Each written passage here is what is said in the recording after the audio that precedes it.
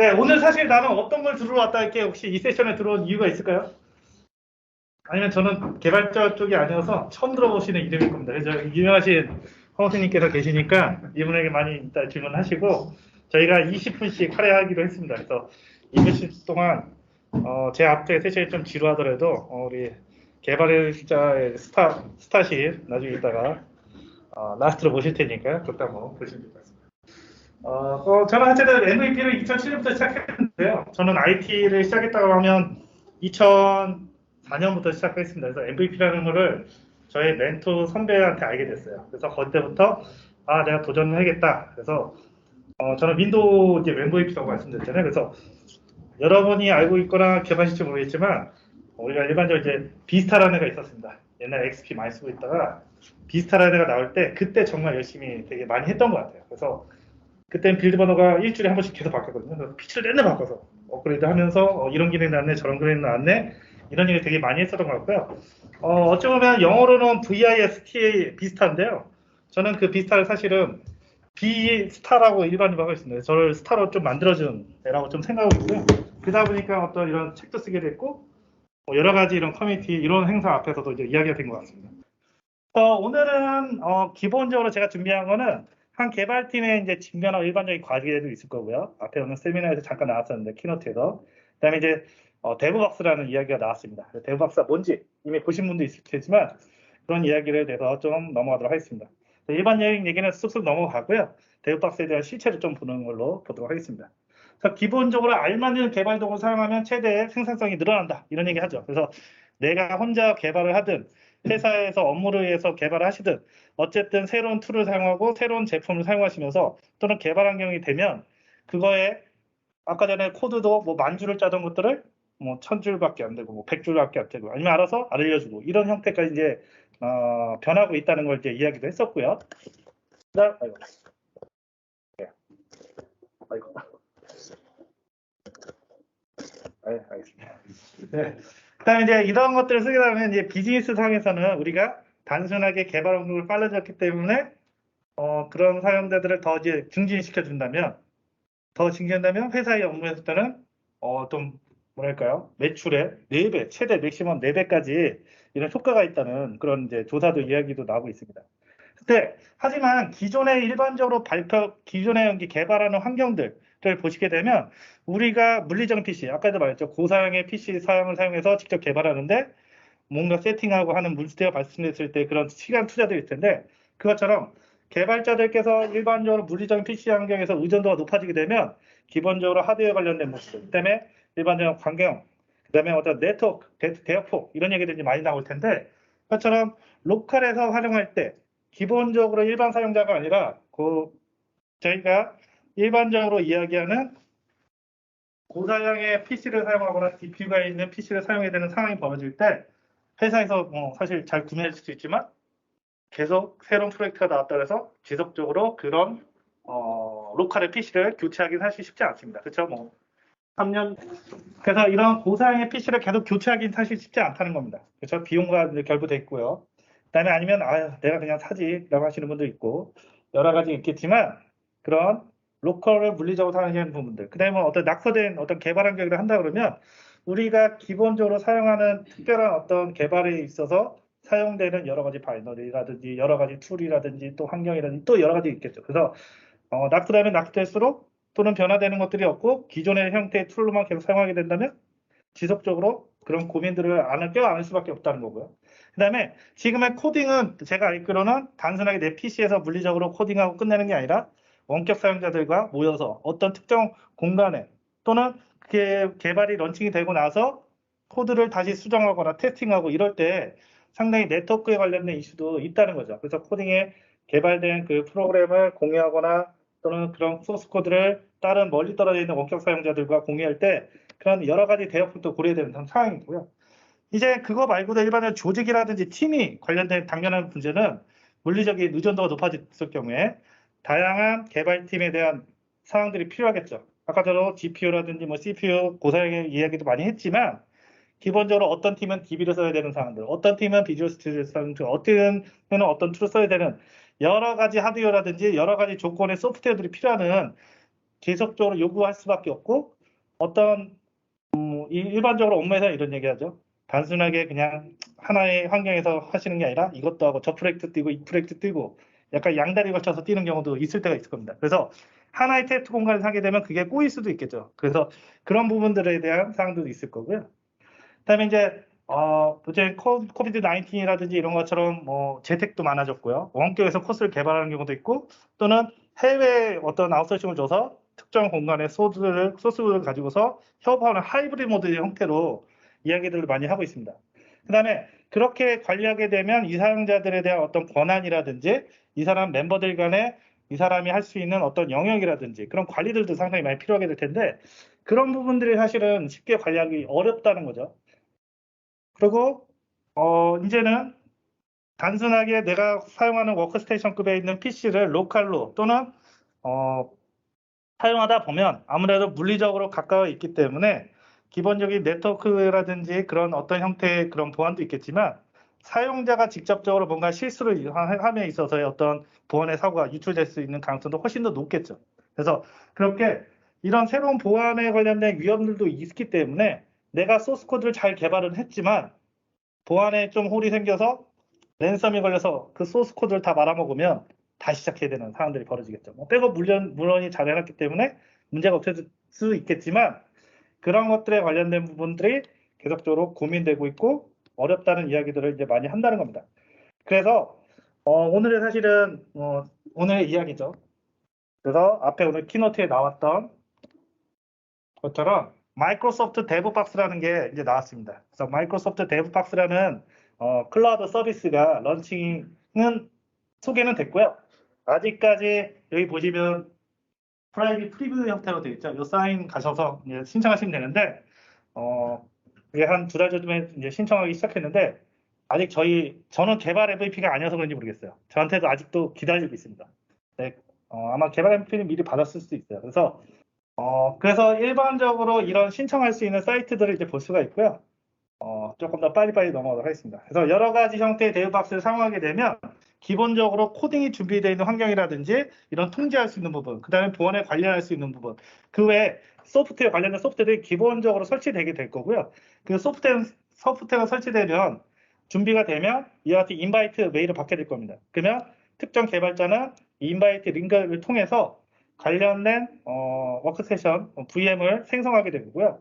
그 VM을 가지고서 개발할 수 있게 된다는 거죠. 제가 동영상을 간단하게 보여드리면 그래서 이 사용자에게 어떤 VM을 주어졌는지 또는 이 사용을 사용할 수 있는 어떤 특정 VM의 크기 이런 것들을 주어지게 된다는 겁니다. 그래서 동영상을 간단히 좀 보시면 인바이트 메일이 올 거고요. 메일이 오면 당신에게 할당된 어떤 리소스입니다 라고 이제 주어지게 될 거고요. 예전에 애저에서 이아스의 VM을 만들고 이런 환경이 아니고요. 인바이트가 되면 간단하게 링크를 통해서 들어가게 될 거고 나에게 할당된 머신, 코어라든지 램이 기본적으로 석전되어 있는 형태의 이름만 입력하시게 되면 간단한 개발의 환경이 만들어진다는 겁니다. 근데 이 개발에는 단순하게 윈도우가 설치되어 있는 뿐만 아니라 비주얼 스튜디오라든지 또는 기타 데이터베이스라든지 같은 여러 가지 형태로 기본적으로 설치가 될 거고요. 이와 같이 내가 지금 사용할 수 있는 형태로 바로 VM이 생성되는 것을 볼 수가 있습니다. 그래서 이렇게 할당이 되고 나서 로그인을 하게 되면 내 PC에서 직접적으로 로컬에서 설치되지 않은 프로그램을 내 PC와 한 것처럼 원격 데스크탑을 이용한다 그러죠. 그와 같이 별도의 코드 비주얼 스튜디오가 이미 설치되어 있거나 또는 기타 환경들에 관련된 부분들을 바로 사용해서 코딩을 할 수 있는 형태로 변한다는 걸 볼 수가 있을 거고요. 그 다음에 프로젝트에 따라서 우리가 일반적으로 사용되는 VM들의 크기도 앞에는 단순하게 코어 버전의 수준이었겠지만 그게 아니라 여러 가지 형태를 볼 수가 있고 그 다음에 모든 디바이스에서 관련된 것들을 사용할 수 있기 때문에 VM은 백그라운드에 있고 내가 사용하는 거는 맥OS가 될 수도 있고요 또는 안드로이드도 될 수 있습니다. 그 상태에서 접속을 하게 되는데 접속할 때는 앱을 사용하거나 또는 브라우저를 통해서 바로 원격으로 관리도 할 수 있게 됩니다. 그래서 이런 여러 가지 형태로 사용자들이 사용하게 되고 커넥션을 만들게 될 텐데 아마 애저라는 서비스를 사용해 보셨다면 내가 관리자가 된다 아니면 누구에게 VM을 할당한다 하면 어떤 특정 그룹을 만들고 활용할 수 있게 될 텐데 거기에 중요한 부분은 여기에 Azure AD라든지 또는 온프레미스의 AD라고 하는 그런 환경과 연계하게 되면 이 VM을 액세스할 때 이게 준수된 장치일까? MFP가 되어 있을까? 그 사용자를 그냥 접속해서 단순하게 아이디 패스워드만 입력하는 게 아니라 어떤 특정 조건을 만족해야지만 내 그 VM에 들어갈 수 있도록 세팅도 할 수 있다는 겁니다.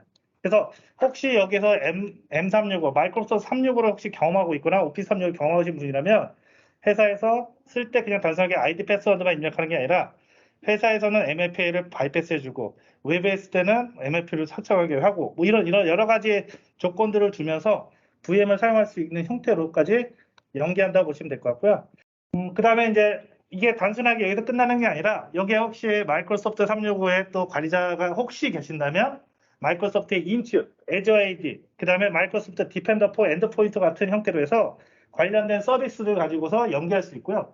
개발자가 현재 사용하고 있는 VM이 현재 문제가 있든 원인이 어떤 상황인지 메모리가 부족하다든지 이런 것들을 리포트를 받아서 개발자에게 훨씬 더 상상 좋은 형태로 환경을 변화시켜 줄 수 있는 것도 가능하게 된다고 보시면 됩니다.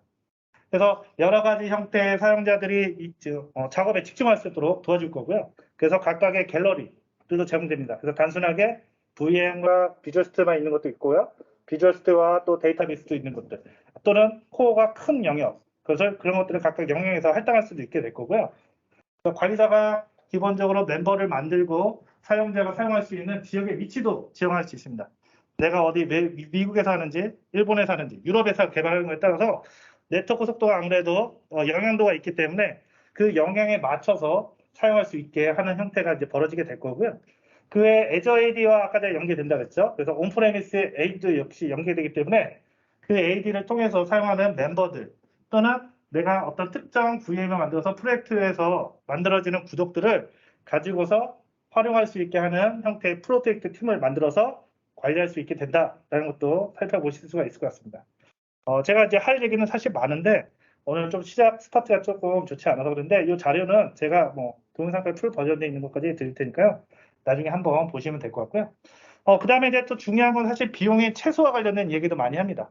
그래서 이전에 애저에 또는 AWS에 VM이 올라와 있다 그러면 뭐 출근 시간에 끄고 출근 시간에 켜고 퇴근할 때 끄고 이렇게 해서 비용을 최소화하는 형태를 이야기를 많이 했었는데 역시 데브박스 안에도 관련된 것들을 스케줄링해서 비용을 최소화하는 형태의 기능들이 있습니다. 오토 셧다운이라든지 오토 스타트들이 있고요.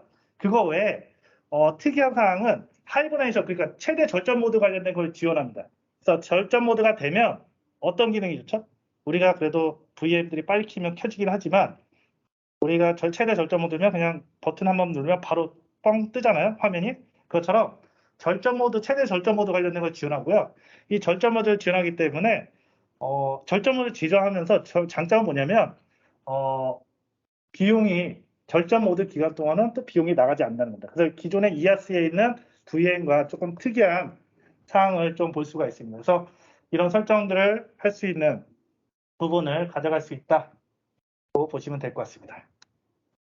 그래서 오늘 앞에서 이야기했었던 잠깐 뭐 GitHub의 코드 스페이스라든지 마이크로소프트 데브박스가 각각의 이제 차이점이 있겠죠. 그래서 리눅스 베이스를 하냐, 윈도우 베이스에서 개발을 하시느냐, 또는 여러 가지 그 형태의 클라우드 네이티브 앱을 형태로 개발할 것이냐, 아니면 기존의 윈도우 베이스라든지 또는 뭐 게임이라든지 IoT 이런 형태에서 할 것이냐.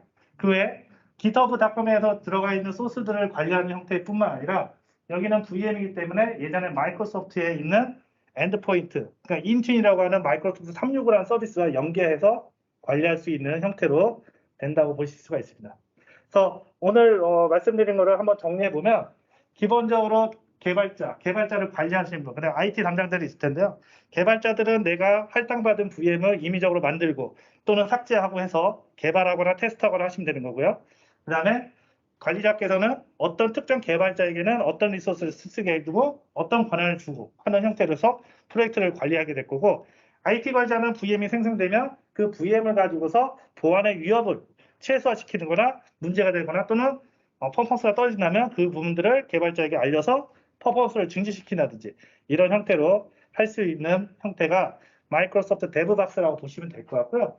그래서 이제 프라이빗 신청하는 곳에 가서 가시면 선착순이라서 그런지 지금 많이 대기를 타고 있습니다. 그래서 여러분들도 한번 신청해서 보시면 좋을 것 같고요. 제가 오늘 좀 빠르게 이야기해서 좀 죄송하고요.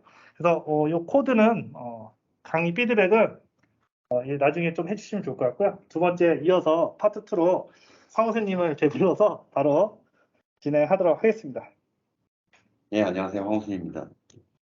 오늘 크게 오늘 크게 주제가 결론은 이제 서비스 소개 두 개인데 마이크로소프트 데브박스하고 그다음에 마이크로소프트 플리먼트 인바이러먼트라고 해서 배포 환경을 이제 자동화하고 좀 더 효율적으로 하는 거에 대한 주제인데 제가 몇 분 남았죠? 7분요. 20분짜리를 7분에 이제 줄여야 되는데 어떻게든 해보겠습니다. 중요한 것만 할게요. 저는 개발자고 개발자이기 때문에 앞에 저는 어떻게 보면 데브박스에 더 관심이 많습니다. 그리고 제가 현재 인프라를 주관은 하지만 제가 실제 실행자가 아니기 때문에 제가 아닌 저희 회사의 다른 직원들이 더 관심이 클 것 같고 저도 이제 다 넘기고 좀 넘어가죠. 결론은 이제 배포 환경인데 개발을 했으니까 앞에서 이제 데브박스를 통해서 세계 어디에서나 전혀 대역폭에 상관없이 데이터를 전송하고 모든 이제 ID나 이제 개발에 필요한 리소스를 할당받아서 개발을 하고 나면 개발이 끝이 아니죠. 개발자가 하는 역할이 개발까지고 결론은 이제 배포를 해서 실제 서비스 운영을 해야 되는데 제가 기존에 두 개의 회사를 다니면서 약간의 여러 가지 경험을 했지만 첫 번째는 거의 이제 여러분들은 지금은 상상도 못하실 새벽 2시에 전화를 해서 라우터를 끊어야 됩니다. L4에서 하나의 IP를 내리고 통켓에서 세션이 다 나갈 때까지 30분을 기다리고 거기에 서비스를 배포하고 그 다음에 전화를 다시 합니다. 근데 담당자가 자고 있으면 망하는 거고 전화로 깨워야겠죠. 깨워서 이제 1번 내리고 2번 올려달라고 합니다. 근데 이 사람이 이제 만약에 거꾸로 내린다. 그럼 또 저희는 서비스 장애예요. 그런 환경에서 처음에는 이제 AWS로 다 이제 IDC 온프라임스를 하다가 AWS 다 넘어가고 나서는 그거에 대한 휴먼 에러를 많이 줄였는데 문제는 너무 쉽게 배포가 가능한 거예요. 그래서 정확하게 그때 테스트 코드가 작성되지 않았을 때에도 배포가 돼버려서 모르죠. 그 로직을 타기 전까지는 모르지만 그게 중요한 로직이라면 그 순간에 이제 서비스가 뻗거나 아니면 모든 그 이외에 있는 데이터가 다 날아갑니다. 유실되는 거죠. 그런 것 때문에 제가 로그를 분석해가지고 데이터를 살린 경험도 있고 굉장히 배포가 중요하다고 생각을 하고 배포를 어떻게 하면 막을 수 있을까?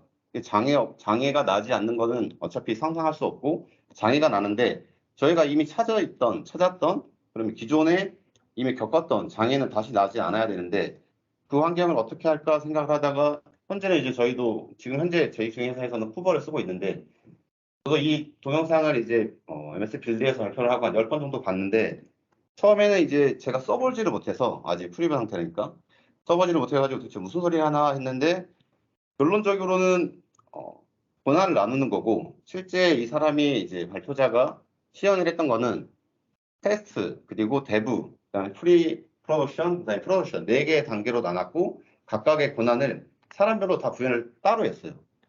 실제 프로덕션은 메일이 가고 인증을 통해서 그 사람이 코멘트를 남기고 버튼을 누르지 않는 이상 실제 프로덕션은 절대 바뀌지가 않는 제약 조건까지 다 설정을 굉장히 쉽게 할 수 있더라고요. 저희도 지금 데브 브랜치가 있고 데브 서버가 있고 스테이지 서버가 있고 실서버가 있는데 보통 개발 서버하고 스테이징이랑 환경이 다르잖아요. DB를 바라보는 타겟도 다를 거고 어떻게 보면 IP도 다르고 어디는 클러스터가 돼 있고 어디는 안 돼 있고 한데 그거에 대한 환경을 한 곳에서 볼 수가 없어요.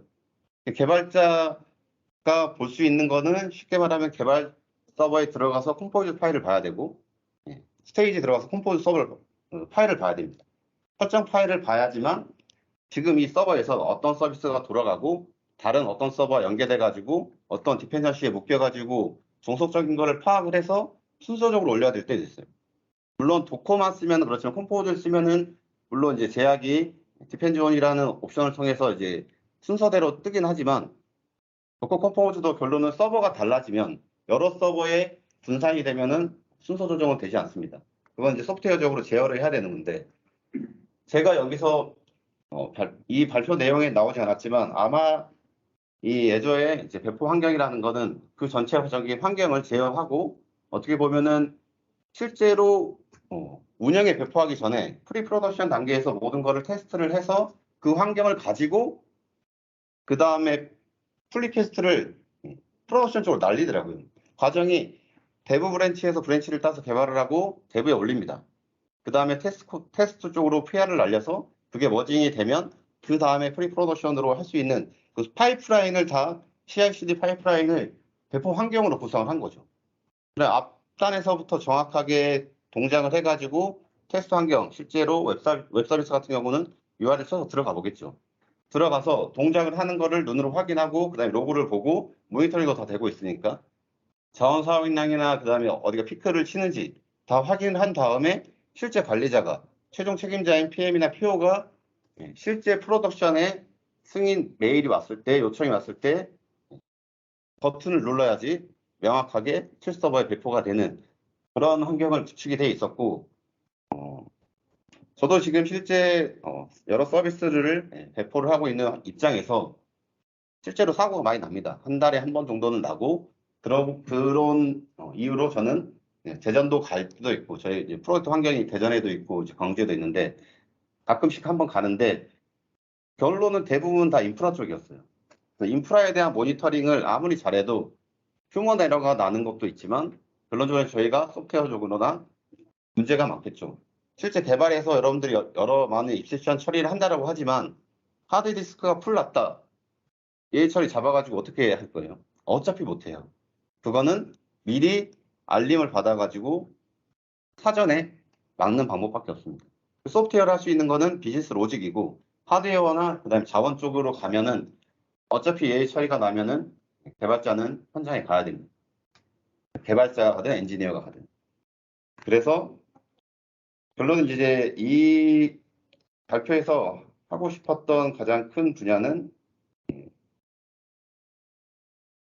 애저 데브박스와 마이크로소프트 데브박스와 애저 디플로이먼트 인바이런먼트로 엔지니어 시스템을 전체적으로 통합을 해서 결론은 개발자는 개발에 집중하고 배포하는 담당자는 관리자도 할 수 있고 누구든 그 과정을 지켜보자 라는 주제인 것 같습니다. 나중에 제가 이거를 실제로 사용하게 되면 그 이후에 다시 한번 사용 예를 가지고 발표를 한번 하겠습니다. 감사합니다.